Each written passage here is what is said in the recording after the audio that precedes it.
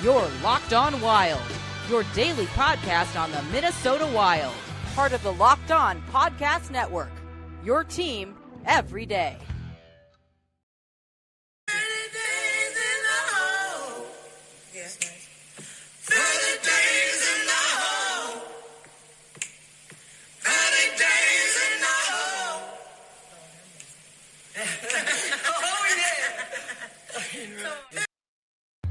All right, everybody, welcome in once again as we have plenty to discuss as we move through August. Lots of topics for tonight's show, and so I will hand it over to the man of the hour, Denny. Good evening. Good evening, everybody, and welcome to What the Hell Are You Smoking?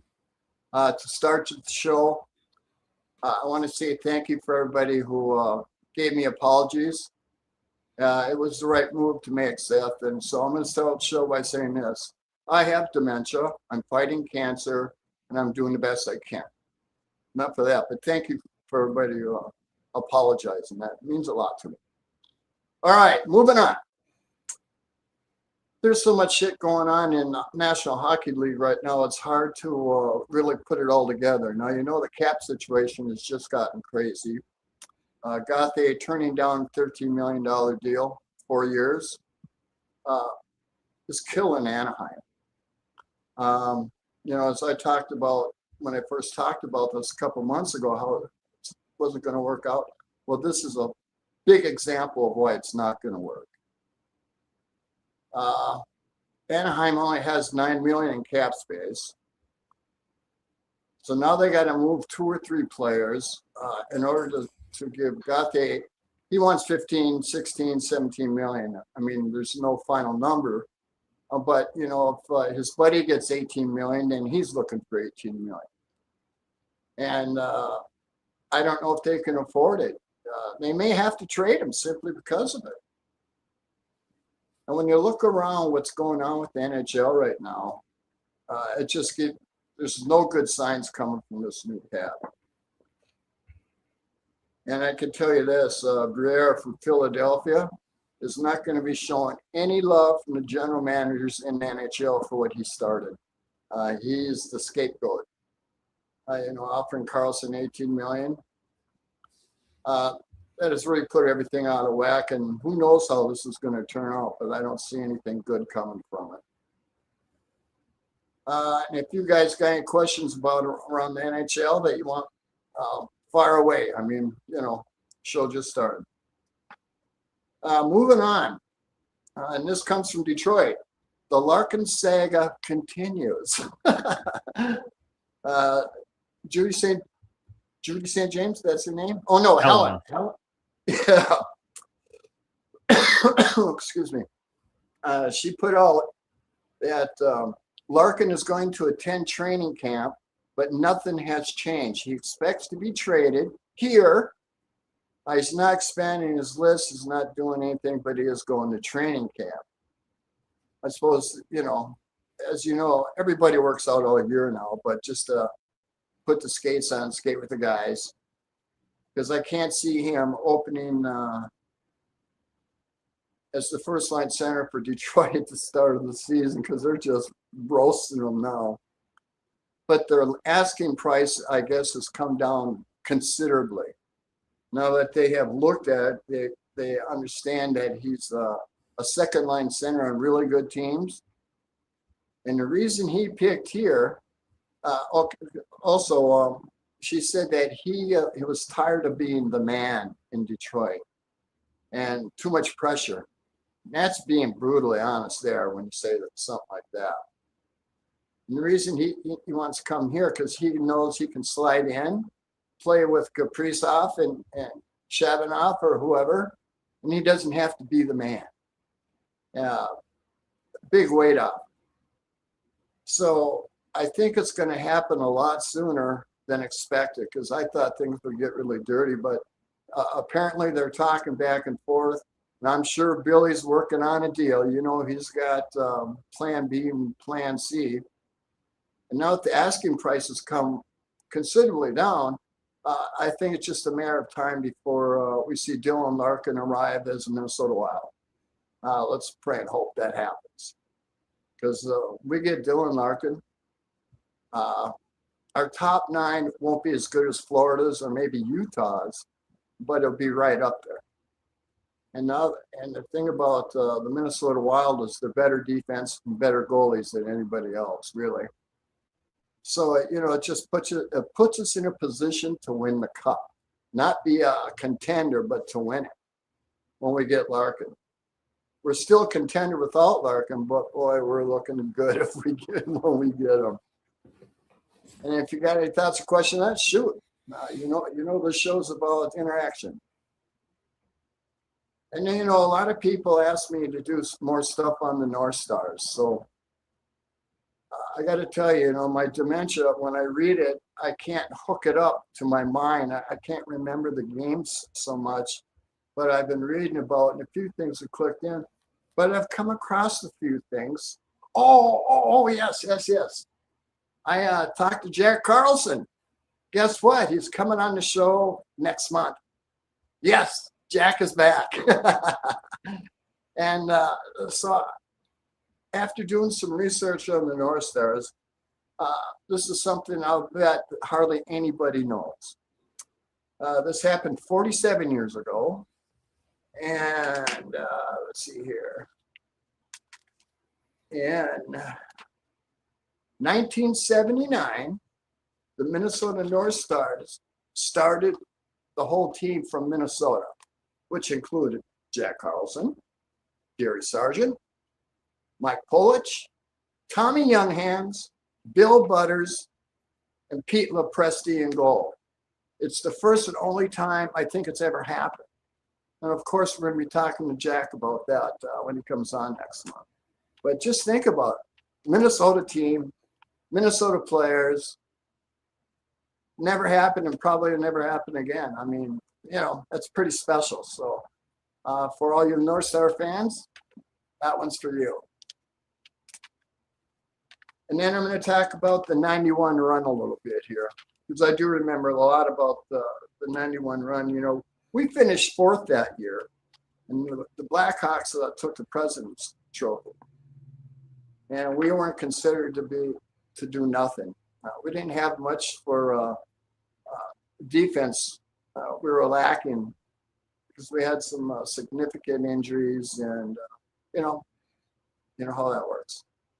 Well, what happened is Brian Bellows caught fire, and Neil Broughton caught fire. And even though Bobby Smith was on the team, he was hurt. He didn't play a game.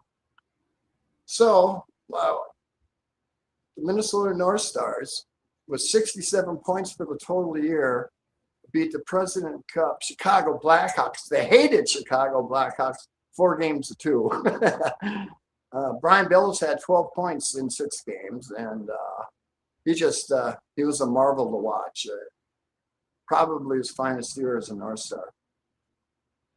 And, whenever Minnesota played Chicago, the fights were always happening. That was just part of the game. And I can remember Al Shaver. He was one of the greatest ever to call hockey. He actually became a boxing analyst for that game. Because I forget who his partner was back then.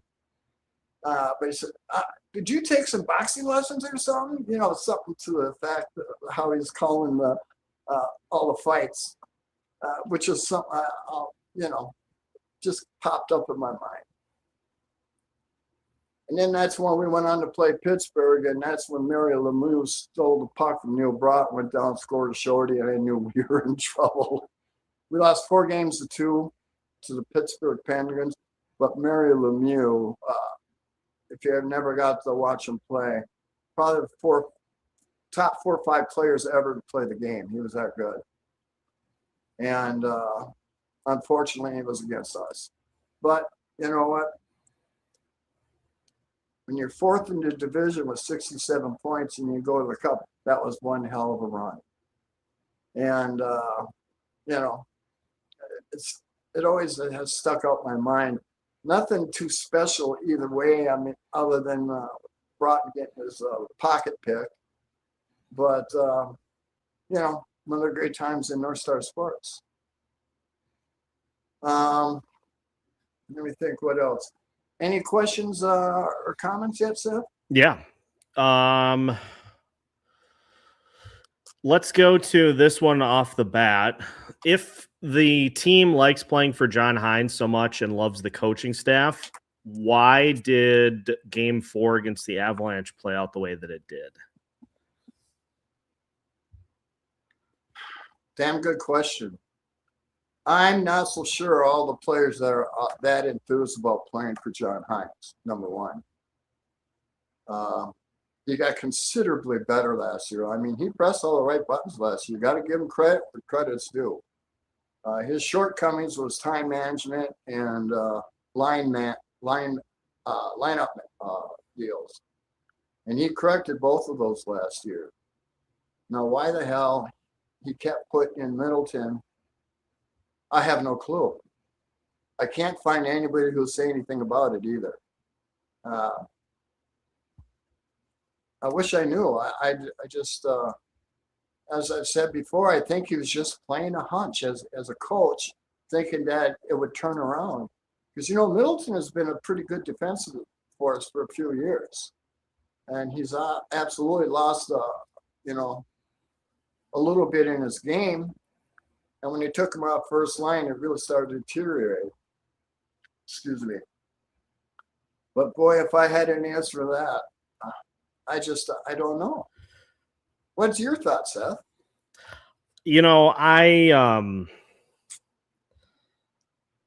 That series was just so bizarre.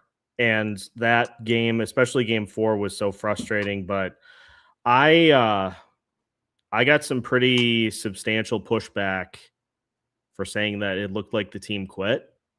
I got some substantial pushback on that. So I don't know. I don't know exactly what it was. I don't know if it was a team not being used to playing that many games, not being used to playing into round 2, and just kind of, as that series went on, not having really any answers. But then that can't be it because of how they played in Game 3. Yeah, exactly. They beat the absolute brakes off of the Avalanche in Game 3. So I think here's what I'll say. I think that is a large reason as to why we saw some of the changes we saw in the offseason. Mm-hmm. Is I think that certainly rubbed Billy the wrong way. And I think it was at that point that he came to the realization of, all right, we gotta shake it up, because we shouldn't be okay with that type of performance really at any point, let alone in the postseason. Well, the game was dreadful. You could see that they didn't have the push or the desire. That game, I mean, it showed quite well. They just, for whatever reason, they just didn't have it. And, that's on the coach to get the team up and going. So, but other than that, Hynes had a hell of a year. And you know how hard I've been on Hynes. I put him as the 5th best coach last year. And the playoffs, not so much. The Middleton thing cost us the series, in my opinion. Yeah. I don't know what you think, Seth, but put Middleton in, and they just killed him. It was not Spurgeon who got hurt. It was always Middlestad that they burned. And Colorado's got enough talent and the coaching. They could see the little things that they can take advantage of. And that's what they did. They just took full advantage of it. So Middleton's gone. And now we got Damon Hunt ready to take the reins. Oh, and this is another thing about Detroit. A lot of the podcasters out there are thinking that Trennan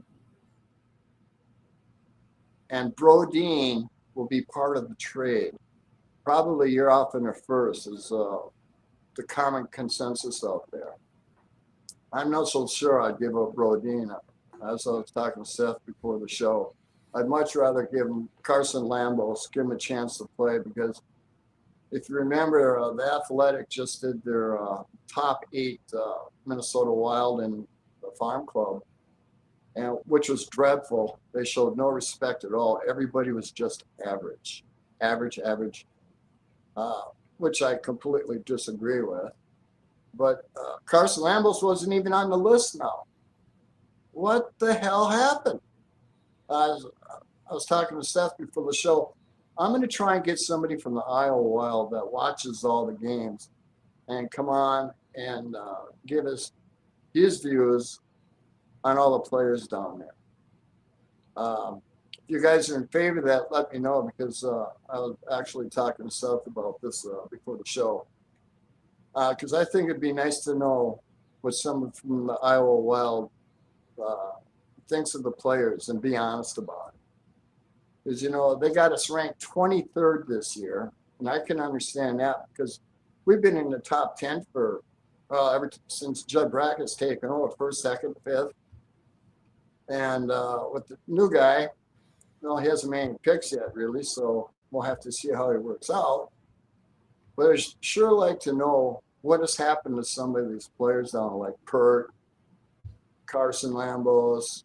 There's a few players down there that will never get to see the time of day up here. And is that because underdevelopment, coaching, something is not aligned right now? Or are the players themselves just not that good? Because look at the amount of players that have come into the system that have vaulted ahead of them on the list. Exactly. Which brings me up, Seth.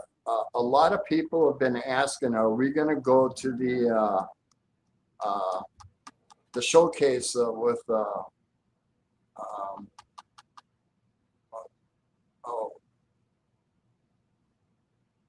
Tom Reed, the showcase special, to watch the up-and-comers play?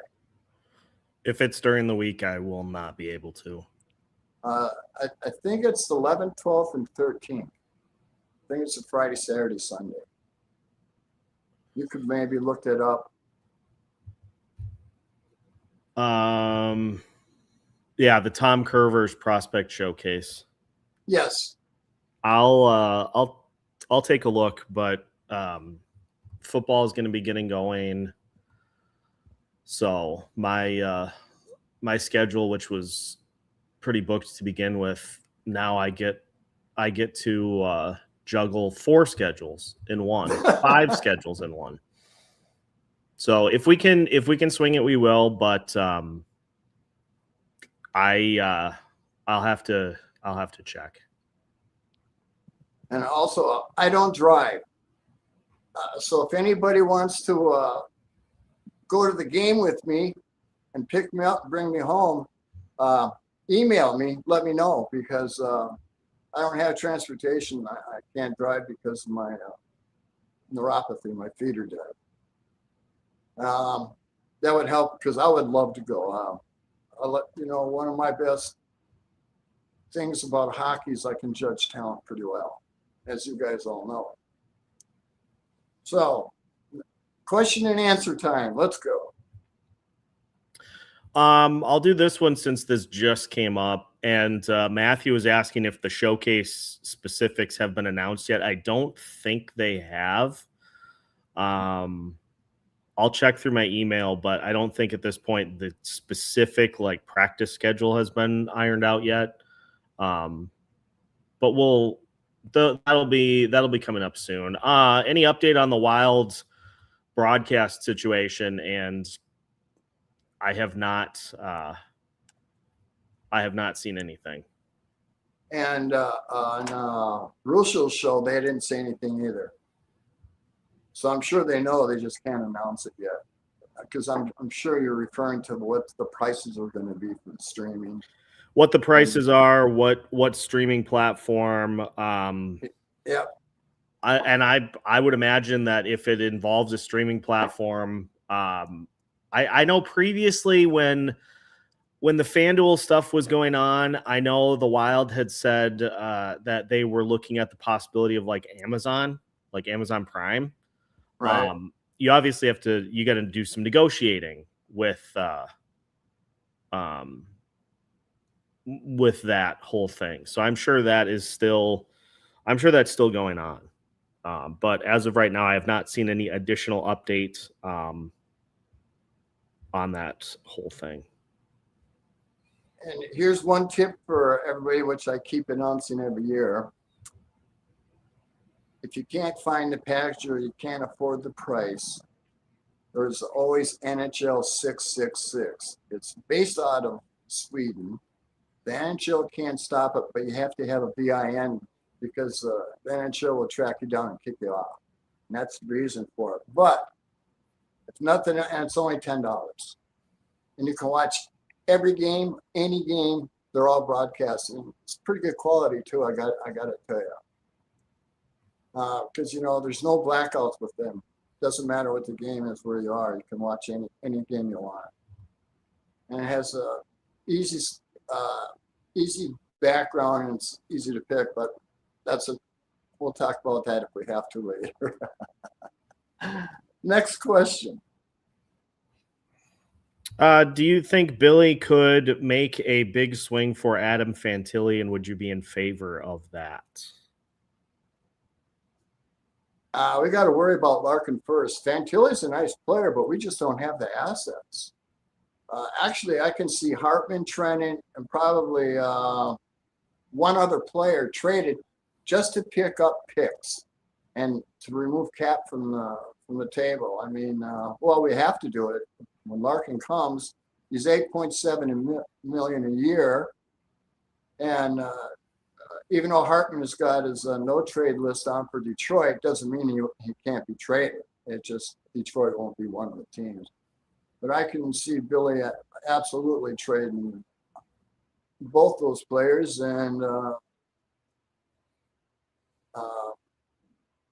who's our fourth line center? McCarron? No. Sturm? Yeah, and possibly Sturm, because they all got good value. They'd be easy to trade. They all got good contracts, and we're looking for picks and to get rid of cap, and that's one way you do it. And actually, it has to, because we don't have much for picks anymore. I mean, our assets is, after the bungle in the jungle with what's his name from Columbus? David Juracek. Yes, that killed us. That really hurt us because they put up 4 picks for that one. Yep. And we did get Brink, so it wasn't a total disaster, but as close as you can come. Next question. I'll say this too on the Fantilli side. I think the odds of that happening are low because Fantilli is going to end up being more expensive than Dylan Larkin as far as contracts concerned. Absolutely. Fantilli's up for a new deal this offseason, and he's going to slot in at $14-15 million a year. Which is going to price him out of the Wild. That's going to price him out of their capabilities, and that's another reason why they have been just so steadfast in the pursuit of Dylan Larkin. Is that's a controlled cost that you can add to your books at for the next 4 years at a pretty good number. Yeah. Well, I can tell you this: when the teams stand up and say we're not going to give you 15, 16, 17, 18 million first year or second year in the league with marginal results or with good results, it's up to the owners to put an end to this because it's madness right now. And I've seen some GMs talk about it off the record type stuff. They're not sure what to do because what Brer did in Philadelphia is change the apple cart. Like I said, players run the show now. And that's not a good thing, in my opinion. I don't know what your feelings are on it, but I can only see bad things happening. And it's up to the owners to say, no, we're not paying it. And of course, the NHL Players Union will say collusion. And, things are going to get nasty, but they need to.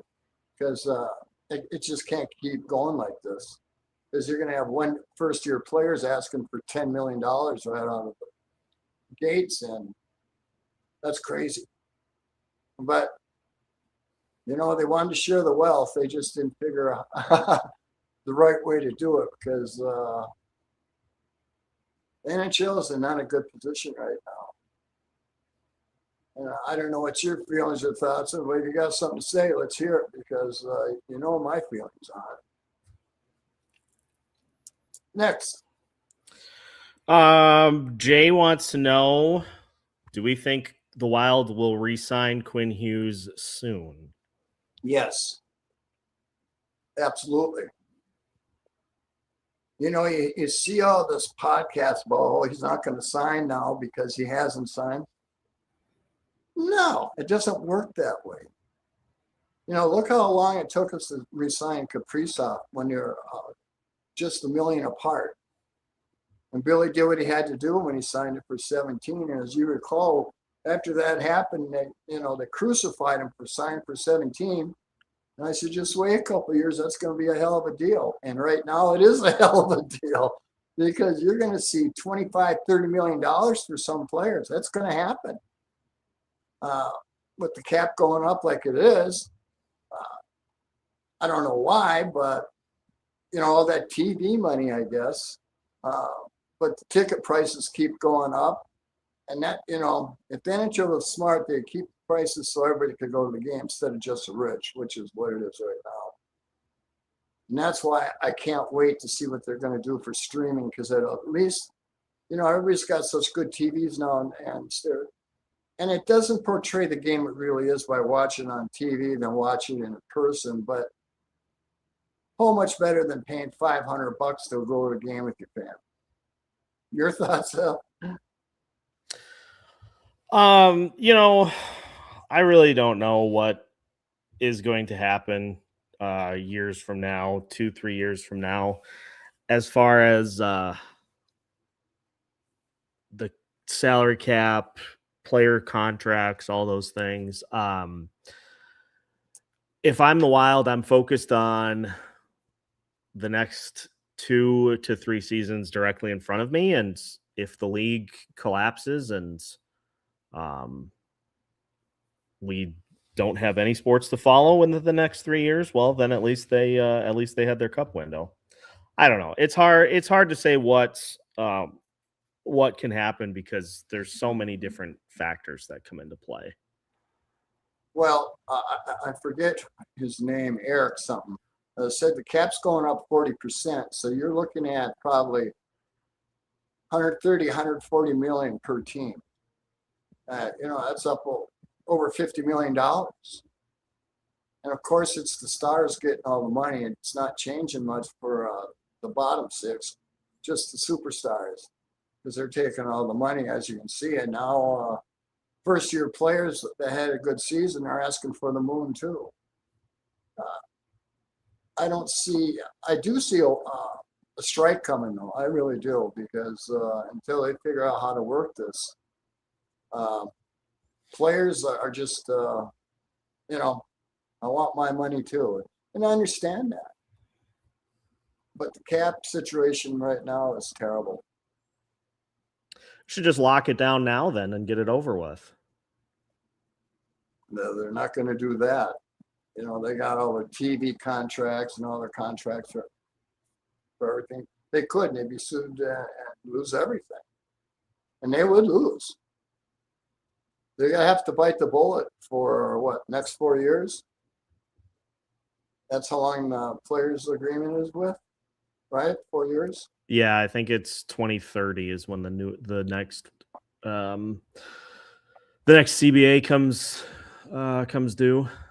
Yeah, well, they're going to bite the bullet till then, because there's nothing.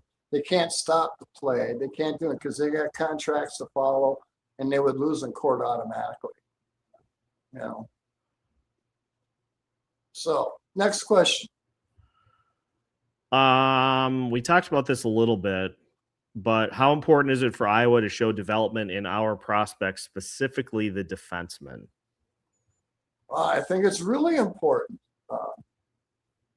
honestly, I don't know what's going on down in Iowa. And I'm going to try like hell to get somebody from the club to come on the show and talk about the players. And not just, oh, they're this and they're that. I mean, real honest stuff. You know how I like to interview. I don't want the prepaid answers. You know what I mean? I want it from the heart, what they really think. Because if I can't get that kind of interview, then I don't want it. So we'll see. I'm working on it. I'm going to work on it. See who I can't get up here who will give us a fair shake on what's really going on. The new coach, what's his name again? Stu Bickle. Stu Bickle. Well, he should work out just fine. At least I hope so. I don't know anything about him as far as coaching, no. But they picked him, so we'll see. I mean, Iowa Wild's been a mess for what, 3-4 years now? I mean, last in the league. Yeah, they've been last or second to last in the league for the last 3 seasons. Well, that says it all. So hopefully Stu can get the thing turned around. I don't know, because I don't know anything about the Iowa Wild, really. All I know is when the Athletic did their appraisal of the farm club, they were not real high on them. They said Charlie Strammel is average speed, average skating, average hands. Nothing special about him. Well, I can tell you, I've watched him play a lot of games in college last year. I made it a point to watch him. And I can tell you this, he's not averaging anything. And the biggest thing, his biggest attribute, like, what is he, 6'4"? He's a big boy. And even though they say he can't skate, I didn't see that. I mean, when you're centering the top line in the nation in college, you have to be able to skate. And you got to have good hands and, you know, all the good stuff. And so I think they're really underrated. You know, a lot of people think he's a bottom 6 player. I don't see that at all. I think he'd probably end up a very good second line center. You know, until, you know, it's all a matter for the kids when they get up to the NHL is their vision on ice and where they got to go and how to get there and when to take off and when to stop. And that just comes with, you know, playing because the game is so much faster up here. But I don't think it'll take him long. I believe Stroud will be fast-tracked if he doesn't get traded, and we're going to get to see him sooner than later. Next question. Who is interim GM in Detroit right now? Trav said they made a minor trade earlier today. Yeah. Horcroft is running the show, and they got some kid from Nashville. He's a big boy. He's like 6'5", 6'6", something like that, for future considerations. What's that tell you? He's just a big body.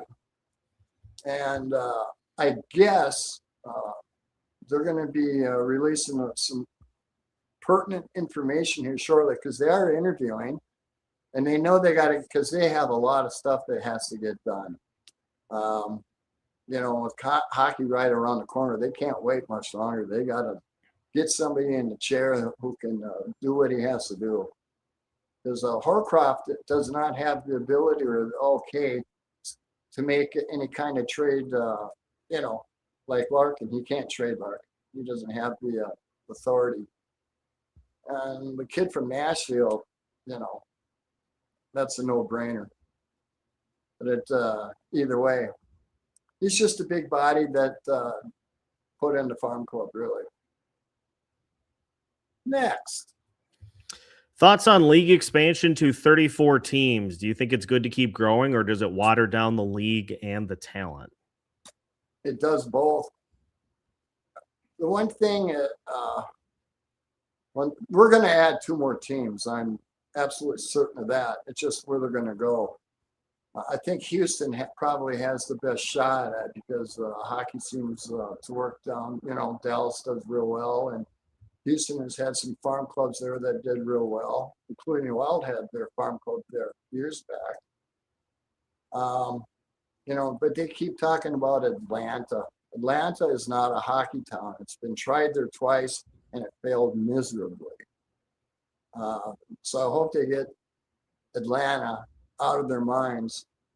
And Phoenix, I've seen some stuff where they're trying to get Phoenix back in the game. Phoenix is in big trouble, folks. Statewide, they don't have any water.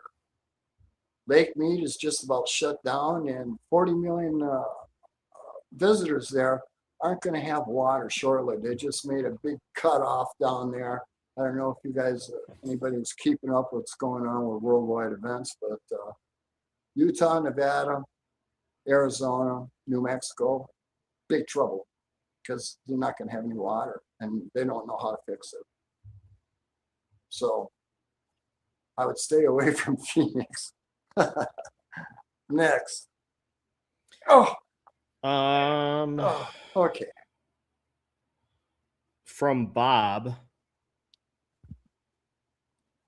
I gave Denny a take. Bob? Yeah, I gave Denny a take this week that may be controversial, but I think when you think Maxim Shabanov, think Dino Ciccarelli minus the psychotic instigator streak. Yeah, he sent me, we text all the time. Bob's a real true friend. And I just don't know. I don't know anything about Shabanov. Like I said, I haven't seen him play at all except for tape in Russia. Now, you might have a better answer than that for me than I do, Seth, because I haven't seen him. I don't know what to tell you yet, because I'm not going to talk about something I haven't watched. I won't do it. I will be hopefully getting a better answer on that before the season starts. I'm going to, at some point closer to, because I think he is taking a vacation right now, Locked On Islanders, who had a chance to watch him play for a full season. Yeah. Yeah. That's a good one. That's a good one, Seth. Yeah, I can't wait for that show. Is that Grimes? Is that his name? Gil Martin. Gil Martin. Yes. Okay. So, yeah. It's a good question, but, Bob, I can't answer when I haven't seen the player yet. I just won't do that. So we'll just have to wait on that one. Next. Nathan wants to know if you would be interested in attending a game with him and his wife. They would like to treat you to a game if you're interested. He said it was a lot of fun talking to you at Zamboni's. Absolutely. Nathan and his lovely wife drove 4.5 hours down to meet me at my birthday party at, what's the name of that place again, Seth? Zamboni's? Zamboni's. And it was a delightful time. I would be honored to go to a game with you two. Are you kidding? Hell yeah. You got my text. Shoot me and we'll work it out, okay? Because I haven't even told Seth this yet. I put in my application to be a beat writer for the Minnesota Wild this year. Now, they turned me down last year because they didn't like how I started the season out talking about how bad I thought the Wild were going to be. When, of course, they were terrible when they started out the season. But if they look over the last 6 months, I think I probably promote them better than anybody. I stick up for what I see. I just call it the way I see it. And hopefully they'll keep that in mind when they're looking at my applications. Because I really would like to go to the games and, give you guys feedback from watching the game instead of from TV. But going to a game with Nathan and his lovely wife would be awesome. And thank you so much. Next. Britt, what are your thoughts on the new hometown remix jerseys, which I don't know if they have been unveiled yet fully? Yeah, I haven't seen them. The Wild jerseys are going to look like the Dallas Stars. Who came up with that idea? I have no idea, and they better not have like the Dallas Stars. Oh, I'm not in favor of anything with Dallas, period. Don't like them, never liked them, and never will. Oh. Next. With goalies seeming to get bigger in size, do you see a change at any point being made to either goalie equipment or increasing the net height to accommodate? Ooh, that's a very good question.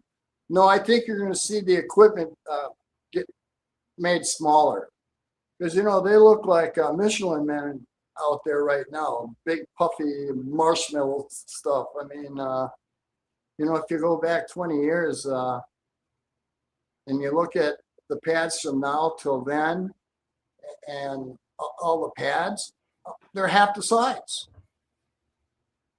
And goalies are getting so good and they're so big and they don't have to move that much. It's really a lot harder to score today, believe it or not, than back in the 70s and 80s and even some parts of the 90s. So I can see, now I know they've talked about making the cage bigger, which is a real possibility by maybe an inch both sides, which doesn't seem like a lot, but it really is. Yeah, we'll see, because I know they have talked about it. Well, another thing that I saw that they're talking about is they're taking out the trapezoid. And for you who don't know what the trapezoid is, that's where the goalie can take the puck and where he can't take the puck. And the reason they put in the trapezoid is goalies were taking advantage of it. And I'll give you a very good example here. Now, when you watch our cup winners this year, they played a very hard 2-3. And what I mean by hard is they were so good at getting up that they would lock everything up. And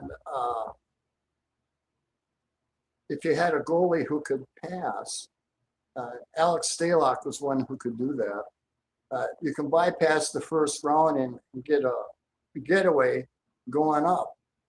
And I can see that actually happening again because, it's getting so hard to score. And goalies, without the trapezoid, now they have to make a decision. Do they go for the puck or do they not go for the puck? And if they do go for the puck and don't get it, well, then, you're screwed. They're scoring a goal on you. So I think it'll make the game more exciting. Because one thing I would like to see the Wild do, honestly, I would like to see him get the goalie more involved in breakouts. There's always times in a game where if the goalie would pass up instead of, shooting to the first defenseman over, but hitting the winger in stride, boy, that causes chaos. And, Stalock with the Wild had set plays because he was such a good passer. And I would like to see the Wild get the goalies more involved in making plays from the onset, because that's the only thing that you can actually refine in today's game.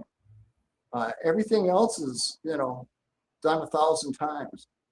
Using the goalie to start a play never happens, and it's the only thing that they can work on to expand the game to make it more exciting. You see goalies getting an assist every once in a while, but it's very rare. Well, what if they were getting assists all the time? Well, then what that does is it stops the wingers from crashing and going in hard because they'll get burnt. I mean, it's just, just a thought. You guys got any thoughts on it? Let me know. Your thoughts, huh? If we give goalies too many points, they're going to demand more money. Yeah. Well, Jesper's going to want $13 million for his next deal. Oh, God. Yeah. I thought about it a lot. I see a lot of people saying we should trade Wallstedt. I just don't see it. Wallstedt is going to be one of the greatest goalies that ever played this game, in my opinion. It's definitely going to be the best goalie the Wild have ever had. includes Dubnyk and the rest of the great goalies that we've had on the Wild. He's that good. And when you see how he develops, as a rookie, he had 5 shutouts and, broke all kinds of records. This is just the beginning of his career. Think about that. There's only been a couple goalies in all of NHL who have put up numbers like he did his first year. And even though he had that 3-year stretch where he wasn't coming out, he had lost confidence, is all it was. When he got back to playing his game, he was right on top again. And then you look what he did against Dallas. It just shows you. As a rookie, people got to understand, you're looking at he's greatness. And I know I've said this before, a lot of people say, what the hell am I looking at? I'm just telling you from 60 years of hockey experience and watching the game, he's special. He's very special. That's all I'm going to say about for now. Next. I will note on the goalie side too, Philip Ruzicka, the goalie prospect that the Wild drafted in this most recent draft, 6'8". Oh God, 6'8". Unbelievable. Yeah, how's he move? That's a question now. Because the middle, the net's all blocked off. Yeah. I think he moves decent. His skating's not the best, but you're a goalie, so it doesn't really matter. Yeah, that's true. I mean, it depends on what kind of goalie he is too. There's 2-3 different ways to be a goalie. And the stand up, the flipper, as I call it, where you go down and 2 pads up. And, the side-to-side stuff. It all depends on how they move. I mean, and that's what's so good about Wallstead. He does everything excellent. His side-to-side movement. And his biggest that he does the very best is he knows where to be in position for a shot. He watches, his vision of what's going on is for a rookie is excellent. And it's only going to get better. But that 6'8", yeah, Jesus, it's a big boy. He should be playing basketball. Oh, man, what is this game coming to? Maybe he does. 7-foot goalies and they're 4 feet wide. Yeah, they're gonna have 7-foot goalies, and they're gonna tell him, "Hey, just eat everything that's in front of you." And then eat more when you're done. Well, they're going to have to make the cage bigger if that happens. I can tell you that. Because I know they are thinking about, probably do both. Add an inch and cut down on the padding. No, we'll see. Who knows who, I don't know who's in charge of doing that stuff and the rules committee and all that stuff, but it really is getting ridiculous when you look at a goalie from now till 20 years ago. I mean, there's just no comparison. Next question, please. Britt says, on the Larkin note, imagine you were new management coming in. The first move that you made wouldn't be to trade a captain, or would it be? That could make the fan base resent management right out of the gate if you don't get a good return. Well, there's a flip side to that. Because they're just moving in, and all this is because of what Yzerman did, they're going to get a free pass on this one. When new management moves in and say, well, this is what we had to deal with, this is what we could do. Because Larkin has not changed one bit about coming here. Even though he says Vegas and Florida are included. Well, the reason he picked those two is because they're center deep. I mean, you look at Florida center and you look at Vegas centers, they're not interested in Larkin. That's why he picked them, to make it look good. He wants to come here, and that's all because it started with the Olympics. And that's why I call Billy a genius for doing that, because, I wouldn't have thought of doing that. Would you have, Seth? Jesus, just unbelievable. Next. I think we're caught up. Really?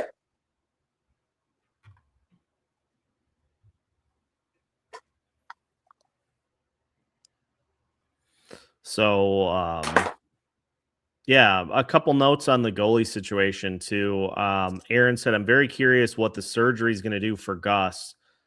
He is certainly not a bad option either, but tends to agree that Jesper does have more upside. Well, Gus is he's skating, and as far as I could tell, he looks good, and that comes from Russo. And they've done so many of these surgeries on the goalies now. They know what to do, what's right and what's wrong. So I don't expect him to be any worse for wear when he gets out. Gus Bus is one of the top 10 goalies in the league all day long. And as I've said many times, Gus Bus and Wallstead are the best goalie tandem in the league. And when you want a championship team, you have to have that in the goalies. And we do. And let me think, what else was I going to say? Something about the North Stars. Well, at any rate, just to review, because the show's coming to an end here, Jack Carlson is coming back on in September. And I'm looking forward to be his third time on the show. And I got a lot of questions for him already, because I've been doing a lot of research on him. And not even with hockey. Him and his brothers used to have a softball team called the Seppi Brothers. And I'm just going to be surprised as hell when I bring that up, because, that's from a long time ago. But I've been doing a lot of research, and I got some good questions for him. And when I know he's going to come on, Seth will send you out a deal for questions that you'd like me to ask him, of course. And, it is what it is. We're getting back to a full schedule here pretty soon. And, I forgot to say this earlier. Seth and I and Alex will be doing a show right before the start of the season, kind of a round table deal. Because I've been asked 17 times when we're doing that. So before the start of the season, when everything's good to go, I think Seth has got it right before the start of the season, right, Seth? Yeah, I've got to just get everything ironed out, but we've got about 6 weeks until that point. Yeah. So instead of answering all your emails, now you just got it. We are going to do it. It'll be right before the start of the season. I hope that that helps. With that, as always, thank you so much for watching Seth and I rant and rave. I really do appreciate it from the bottom of my heart. Good night, everybody.